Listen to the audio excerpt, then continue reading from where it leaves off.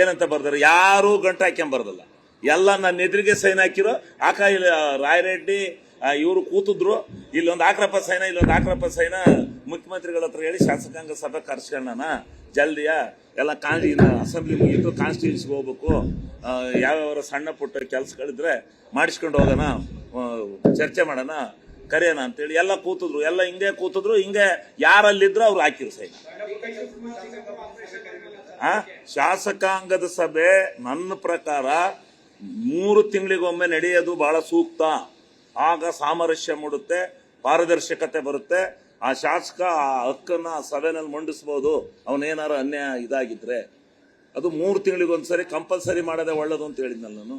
3 ತಿಂಗಳಿಗೊಂದ್ಸರಿ ಶಾಸಕಾಂಗ ಸಭೆ ಕರೀಲ್ಬಿಡಿ, ಅದು ಕಂಪಲ್ಸರಿನೇ ಮಾಡಲಿ, ಯಾರು ಪತ್ರನ ಕೊಡೋಕೆ ಹೋಗಲ್ಲ. ಈಗೇನು ಕೊಟ್ಟದ್ದು ಅವತ್ತು ಇಟ್ಟಿದ್ದನ್ನ ಪೋಸ್ಟ್ ಮ್ಯಾನ್ ಮಾಡಿದ್ರಲ್ಲ ಅಂತೇಳಿ ಜಲ್ದಿ ಕರೀರಿ ಅಂತ ಕೊಟ್ಟಾರಂತ. ಅದರಿಂದ ಏನು ಈ ಒಬ್ಬ ಮುಖ್ಯಮಂತ್ರಿಗೆ MLAಗಳು ಶಾಸಕಾಂಗ ಸಭೆ ಕರೀರಿ ಅಂತ ಪತ್ರ ಕೊಟ್ಟದ್ದು ದೊಡ್ಡ ಅಪರಾಧ. ಅದ್ರಲ್ಲಿ ಏನೋ ಐತೆ ಅಂತ ಹುಡುಕಿರಿ ಹೆಂಗಾಗುತ್ತೆ? ಅದ್ರಲ್ಲಿ ಏನಿದೆ? ಏನಾರ ಇದ್ರೆ ಹೇಳ್ರ.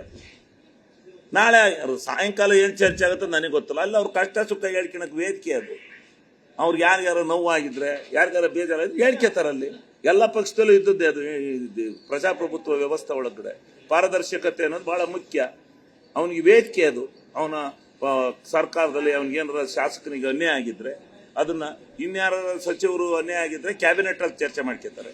ಈ MLAಗಳಿಗಿರುವಂತ ಅವಕಾಶ ಶಾಸಕಾಂಗ ಸಭೆ ಮಾತಾಡ್ಕೊತಾರೆ. ಅಲ್ಲಿ ತಪ್ಪೇನಿದೆ?